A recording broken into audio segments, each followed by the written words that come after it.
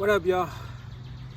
So dropping this video today talking about how you can get fit during the summertime. So I know a lot of people have tapped out. They're like, yo, the summer's already here. It's gonna get the motherfucking body that I got, man. I ain't trying no more. I'm already, it's too late for me to get more progress. It's too late for me to get more results. And it's like, for those that still feel like, you know what? I wanna make this a lifestyle, me getting to my desired body, the goal that I see in my mind. It's not just a short-term thing. It's something that I'm committed to regardless to what part of the year it is. This video is for you, right? So the first thing that you want to start off with is your motivation. Like, what's going to keep you locked in when shit gets tough, when life happens, because life is always going to happen, right? When people are making fun of you, when you have doubts, what's going to keep you just going day after day, week after week, right? Even if it takes years, you're like, yo, I'm not giving up on this fucking goal. Like, I'm gonna make it happen, right? So for me, my motivation when I first wanted to get in shape was to just get back in shape. I was always used to being in shape, right? I played football, right? Ran track, right? So I was an athlete growing up and I was always in shape, right? So when I got out of shape, to me, it was like, yo, this isn't who I am. I just didn't feel comfortable at a heavier weight. I didn't like how I looked in my pictures. I didn't like how I felt in my clothes, right? So that was my initial motivation. But when I wasn't seeing that scale move and I wasn't seeing those results happen fast, I realized that motivation wasn't enough. And then I saw this documentary that talked about how fast foods, processed foods, right? Foods that aren't natural, right? Whole foods, right? If you eat these foods, right, especially in excess, that's what leads to diabetes, high blood pressure, cholesterol, heart disease, right? All these different things. And I always thought that these things were genetic. I just thought if it runs in your family, that's what you're gonna get. And then when I saw this documentary and it broke that down, I'm like, damn, like, I didn't know that food does that to our health. And if that's the case, I'm willing to cut all that shit out. I used to love soda. I used to drink a 2-liter in a day, literally, right? But I said, fuck that. If soda's doing that to me, I don't want no more soda, right? I used to eat a bunch of McDonald's and Chinese food and all that. But I said, yo, if all these processed foods and fast foods are harming me in the long term, you know what? Fuck all that. And a big part of that motivation was I watched my mom as I was growing up deal with diabetes. She was on a bunch of medications. She was in and out the hospital. She couldn't really eat a lot of different things that she wanted to eat, right? So that left a big impact on me, right? So later on, when I gained weight, I thought to myself, well, damn, if I keep gaining weight, I'm probably going to end up with diabetes or something else, right? So that was my motivation. First and foremost was I don't want to be unhealthy due to my decisions, right? I can control the foods that I eat, right? I can't control my genetics. I can't control my DNA, but I can control the food that I eat. So I'm gonna start there. I'm gonna lock in on that, and that's gonna be my motivation. And that's more of a long-term perspective, right? Getting in shape. A lot of times people would try to, get in shape just for a vacation. Shoot, me and my family going to Jamaica next week, right? But what happens after that vacation? If my motivation was just to go and be in shape to go on vacation, once the vacation passes, now you're right back to, right, where you were before. Versus if you say, you know what, I want to look and feel my best for my family. I want to look and feel my best for myself. I want to be healthy so I can enjoy as much life as possible for the long term, right? Having these long-term commitments is what's really going to keep you locked in, is making it a lifestyle versus something temporary, something that you're going to try out. Well, I'm going to try it for a week. I'm going to try it for a month, which is a lot of people I talk to, they really give themselves 30 days to try it out. And if they don't see a massive transformation, which you're not going to see in 30 days, right? They quit, right? They give up. They go right back to the shit they was doing before, right? But you got to have that long-term mindset, right? You got to have that motivation that's going to keep you locked in. So that's the first thing I would say. Number 2 is changing your diet, right? Sometimes you're eating too much food and sometimes you're not eating enough food, right? So one thing that I realized when I was focused on dropping body fat and getting to that look that I wanted to see, I was eating food throughout the day. I was following a plan, but I wasn't eating enough protein. So I would get down to a certain weight, right? And I wouldn't be able to see my abs. And I'm like, well, damn, like, how can I not see my abs? And it's because I was losing weight, but that weight was made up a lot of water weight and a lot of muscle, right? So when you lose weight, you want it to be in the form of body fat. So when you even make your goals, it's like you want to make sure that you're specific with your goals. You don't want to just say, yo, I want to gain weight, yo, I want to build muscle. You don't want to say, I want to lose weight, yo, I want to lose body fat, right? You want to be specific because it looks totally different. You have somebody that loses a bunch of muscle, and when they get to a certain weight, now they kind of, have maybe saggy skin. They may not look the best, right? Their weight is in a good place, but their body composition isn't the best, right? So protein is super key. It's literally probably one of the easiest things you can shop for at the grocery store. Chicken, eggs, turkey, yogurt, right? Fish is super great for protein, right? So there's so many different things that you could get that'll help you with your protein. And then of course, protein shakes, protein bars. Now they got protein chips, they got protein everything, right? So you have no excuse to not hit your protein goal so that you can maintain your muscle mass, right? And just feel good and look good when you get to that desired weight that you want to get to, right? And just keep in mind, be flexible about that number, because sometimes we think we need to lose a certain amount of weight and it actually may be more than we need to lose, or sometimes it's less, but you got to be flexible along the way. Next, I would say is hydration. Hydration is super, super key, because when you, let's say, focusing on dropping body fat, you're going to be cutting some calories, right? And you're going to notice you're going to have cravings because your body is used to eating a certain amount of food throughout the day. And when you cut back, your body's like, yo, bro, what happened to all the food we was eating before? So water is going to help you to fill in that gap, because it literally helps you to fill yourself up, right? It helps your muscles to be more elastic too. So a muscle that's hydrated properly is better for muscle growth, right? So you definitely want to be drinking your water to help you with your muscle growth and with your cravings. You'll notice that the more water you drink, the less cravings you're gonna have, especially at the end of the night. Typically, I have my last meal around 7 o'clock at the latest. I don't have like a super set time, but typically my last meal is around that time. And then the rest of the evening, what it looks like is just me drinking on water. Literally, I got this by my side, and I'll just be sipping on it until I go to probably an hour before bed, if I've been pacing myself throughout the day to get a gallon done, right? But water makes a big, big difference in getting in shape, dropping that body fat, having more energy as well. You're definitely gonna notice your energy will be higher with the more water that you drink as well.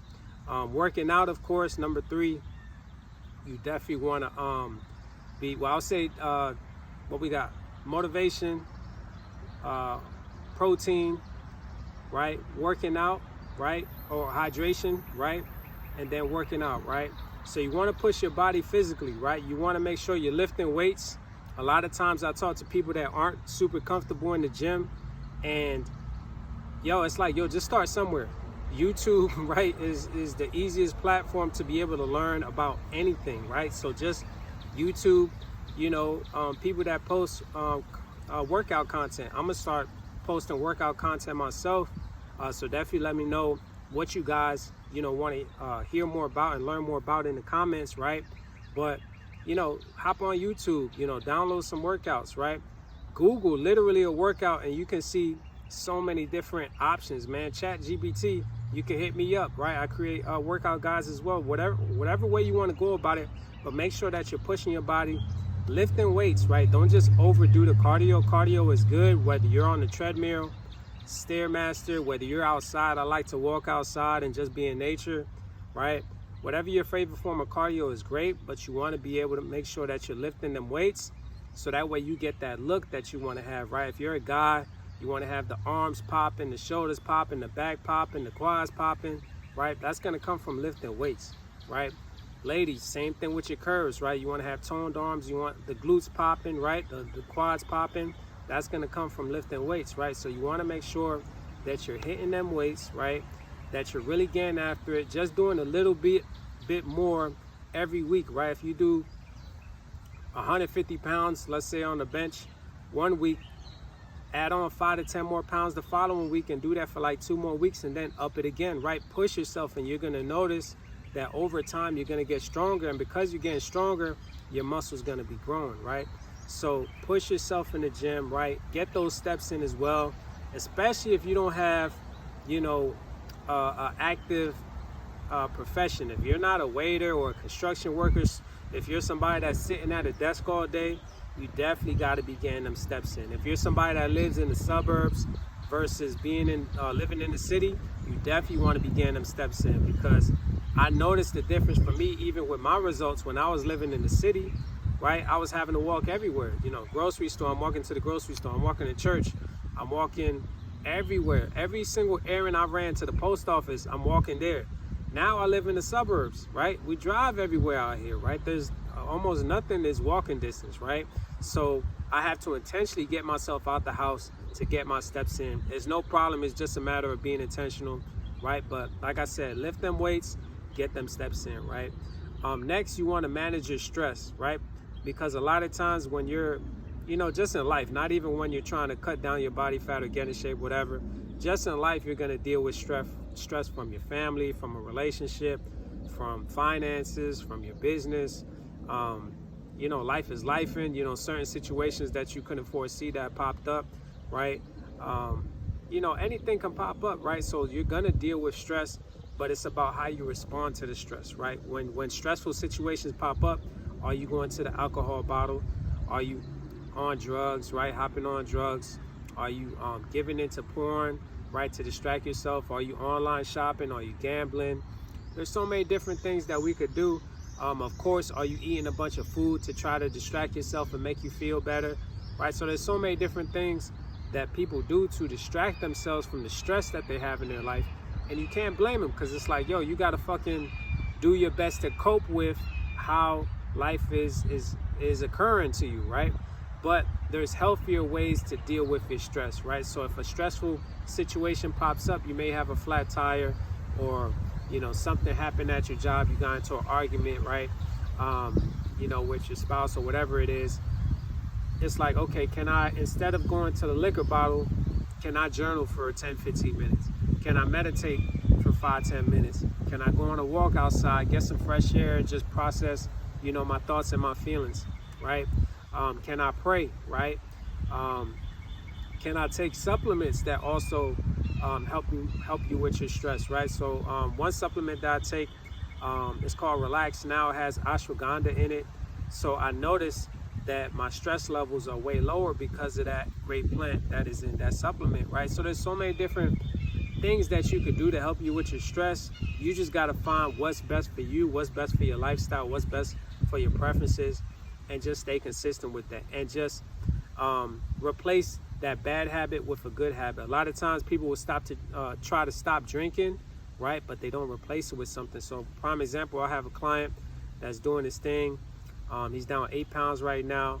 And I was like, yo, what's the difference? And he's like, man, I stopped drinking. And I was like, all right, cool. Well, what did you start doing? He was like, I got back to running. So I'm like, that's perfect. It's good that he replaced the habit, the bad habit of drinking excessively, with the good habit of hitting that motherfucking pavement and getting that run in, right? Because now when you're running, that's something that's burning calories. It's helping you to increase your metabolism, right? It's helping you to process your thoughts. It's helping you in so many different ways, right? And that's a good habit to have, especially when you're responding to stress, right?